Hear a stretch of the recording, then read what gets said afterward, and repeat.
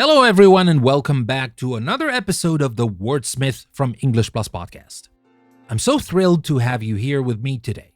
You know, history is often written by the victors. And because of that, sometimes the characters we think we know are actually complete strangers to us. We see them through the lens of movies or plays, but the reality is often much more complex and, to be honest, much more interesting. Today we're going to look at a woman whose name everyone knows. She has been painted as a great beauty, a seductive temptress who destroyed powerful men. But if we peel back the layers of history, we find someone very different. We find a scholar, a naval commander, a linguist, and a ruthless politician fighting to save her country. We're talking, of course, about Cleopatra. As we journey through the sands of Egypt and the marble halls of Rome, I'm going to introduce you to some sophisticated vocabulary. We're going to look at words that describe political maneuvering, perception, and power. Words like astute, tumultuous, and stratagem. Listen closely to how they fit into the story. And don't worry about pausing to look them up right now. Just let the narrative flow, because afterwards, we'll sit down together and unpack these words so you can start using them to sound more confident and precise in your own conversations. Are you ready to meet the last pharaoh? I'm Danny, and this is the Wordsmith episode from English Plus Podcast.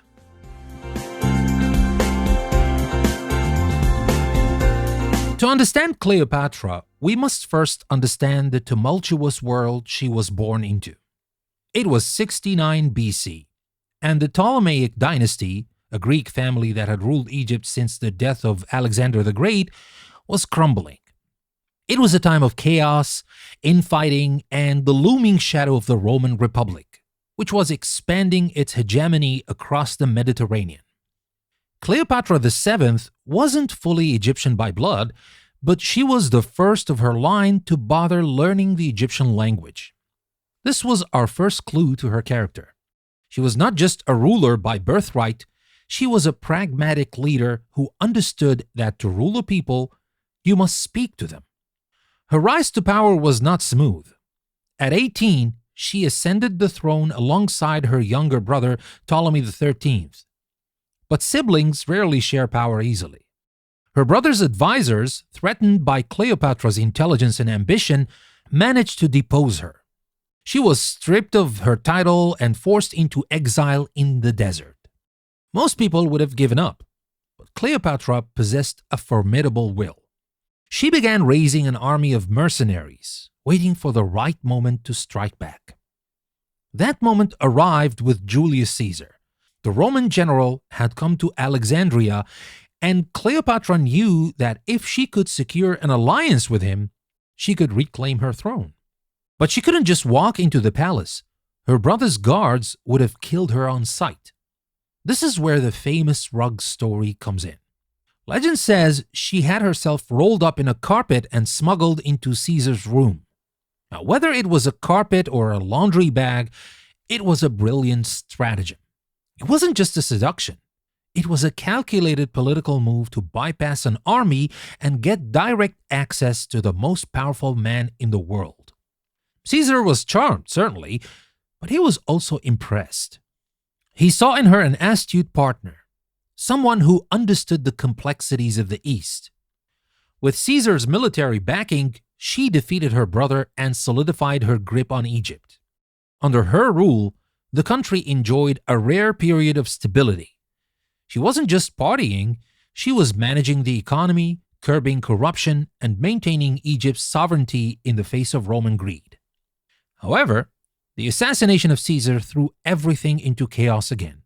The Roman world split into civil war, and Cleopatra had to navigate these dangerous waters. She needed a new protector for her country, and she found him in Mark Antony. Her meeting with Antony at Tarsus was a masterclass in theater and opulence. She didn't just show up. She arrived on a golden barge with purple sails, dressed as the goddess Aphrodite. It was a sensory overload designed to dazzle Antony, who loved luxury and spectacle. But again, we must look past the romance. This was a partnership. Antony needed Egypt's grain and wealth to fund his wars. Cleopatra needed Antony's legions to protect her crown. It was a symbiotic relationship born of necessity, though undeniable passion followed. This partnership, however, doomed them. In Rome, Caesar's heir, Octavian, later Augustus, launched a brutal propaganda campaign to vilify Cleopatra. He painted her not as a queen, but as a foreign sorceress who had bewitched Antony and turned him against his own people. Octavian knew he couldn't declare war on Antony directly without looking like a tyrant, so he declared war on Cleopatra instead. He turned the Roman public against her, using xenophobia and sexism as his weapons. The climax came at the Battle of Actium. It was a disaster for the Egyptian and Antonian forces. Seeing the battle was lost, Cleopatra and Antony fled back to Alexandria. The end was inevitable. With Octavian's forces closing in and false reports of Cleopatra's death reaching him, Antony took his own life. Cleopatra, unwilling to be paraded through Rome as a trophy in Octavian's triumph, followed suit. Legend says she died by the bite of an asp, a venomous snake. Whether that is true or merely a poetic invention remains enigmatic. But her death marked the end of ancient Egypt. It became a mere province of Rome. Yet despite the Romans' best efforts to destroy her reputation and erase her statues, they could not erase her memory. She remains a symbol of female power, intelligence, and the tragic intersection of love and politics. Wow, what a story! It really makes you rethink the way we view historical figures, doesn't it? Now I want to take some time to chat about the language we use to tell that story. There were some heavy hitters in there, and I want to make sure you feel comfortable using them in your own life because these are words that can really elevate your English from good to sophisticated. Now let's start with the word astute. A-S-T-U-T-E. Astute. I described Cleopatra as an astute partner. When you call someone astute, you are paying them a high compliment. It means they are sharp, clever, and have a good understanding of how things work, especially in business or social situations. An astute person notices things others miss. For example, if you are in a meeting and your colleague realizes that the client is hesitant about the price without the client even saying it, you could say, "That was a very astute observation." It's much better than just saying smart, because it implies a specific kind of street smarts or professional awareness. So that's astute, my friends. We also talked about the tumultuous world she lived in. T-U-M-U-L-T-U-O-U-S. Tumultuous. Well, this is a fantastic word that just sounds like what it means. It comes from tumult, which means a loud, confused noise or disorder. So if something is tumultuous, it is chaotic, rocky, and full of ups and downs. You can use this for history, like a tumultuous decade, but you can also use it for relationships or even the weather. If you and your partner have been arguing a lot, you might describe the relationship as tumultuous. Or if the stock market is going up and down wildly, financial news often report on a tumultuous week on Wall Street. So, that's tumultuous, my friends. Then I mentioned that Cleopatra wanted to maintain Egypt's sovereignty. S-O-V-E-R-E-I-G-N-T-Y. Well, this is not an easy word to spell, so make sure you spell it right. Sovereignty. S-O-V-E-R-E-I-G-N-T-Y. Sovereignty. Well, this is a big political word that means supreme power or authority, specifically the authority of a state to govern itself. But here's a tip for using it in a more personal way. You can talk about your own personal sovereignty. This means your right to make choices for your own life without others controlling you. If you feel like your parents or boss are micromanaging you, you might jokingly or seriously say, "I need to reclaim my sovereignty." It emphasizes independence and autonomy. So that's about sovereignty. I also described Cleopatra as pragmatic. Pragmatic, pragmatic. Well, this is one of my favorite words in the English language. Being pragmatic means dealing with things sensibly and realistically in a way that is based on practical rather than theoretical considerations. A pragmatic person cares about what works, not just what is idealistic. If you're planning a vacation and you want to visit 5 cities in 3 days, a pragmatic friend might say, "Let's be pragmatic. We only have time for 2 cities if we want to actually enjoy them." In the workplace, being known as pragmatic is a very good thing. It means you solve problems. So, that's pragmatic, my friends. Now let's move on to the next word. We discussed how Octavian tried to vilify Cleopatra. vilify, vilify. To vilify someone is to speak or write about them in an abusively disparaging manner. It's making someone into a villain. We see this a lot in modern culture, especially on social media or even in politics, especially in politics.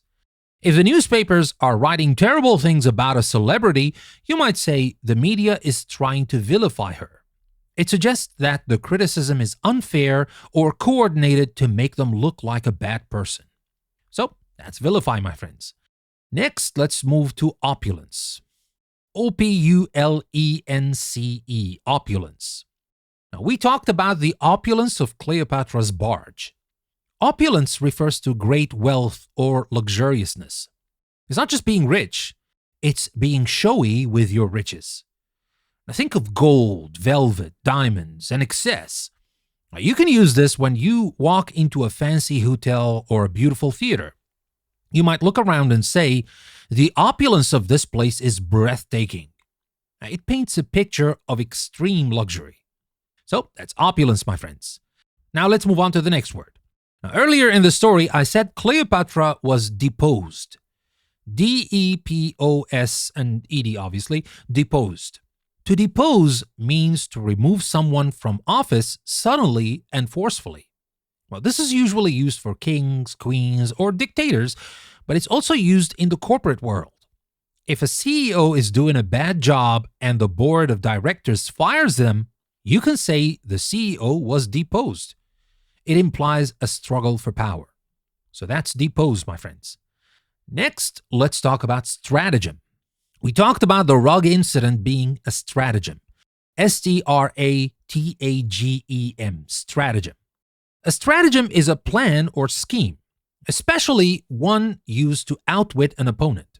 It's a specific type of strategy that usually involves a little bit of trickery.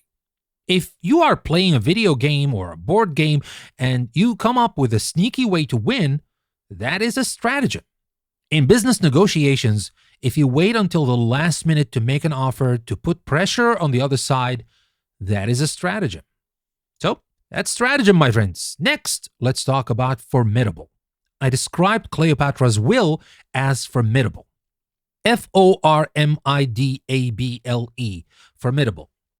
Now, formidable describes something that inspires fear or respect through being impressively large, powerful, intense, or capable. A formidable opponent is someone you are scared to play against because they're so good. But a task can also be formidable. If you have to write a 100-page report by tomorrow, you're facing a formidable challenge. It acknowledges the difficulty and the strength required to overcome it. So that's formidable, my friends. We also use the word alliance. A-L-L-I-A-N-C-E, alliance. An alliance is a union or association formed for mutual benefit. Countries have alliances, but so do people. If you and a coworker agree to support each other's ideas in a meeting, you have formed an alliance. It's a formal or informal agreement to work together against a common challenge. And finally, I said the truth about her death remains enigmatic. E-N-I-G-M-A-T-I-C, enigmatic. Now, enigmatic means difficult to interpret or understand, just like mysterious. It comes from the word enigma. If someone is very quiet and you can't tell what they are thinking, they are enigmatic. It's a cool word because it implies a mystery that draws you in. The Mona Lisa's smile is the classic example of something enigmatic. So, how do we use these? Well, next time you are watching the news, look for the pragmatic politicians versus the ones using stratagems to vilify their opponents. Or look at your own life. Maybe you faced a formidable challenge at work, but you were astute enough to find a solution. My friends, using these words helps you describe the how and why of a situation, not just the what. Well, it has been a pleasure exploring the ancient world with you today. We've stripped away the Hollywood makeup to find a ruler who was astute, pragmatic, and fiercely protective of her sovereignty. Here's my challenge for you before our next episode. I want you to look for the word pragmatic in your daily life. Is there a decision you need to make? Try to make the pragmatic choice, and then explain to yourself why it is pragmatic in English. It's a great way to solidify the meaning in your mind. Thank you very much, my friends, for listening. And until next time, keep learning and keep growing with the Wordsmith from English Plus Podcast. I'll see you next time.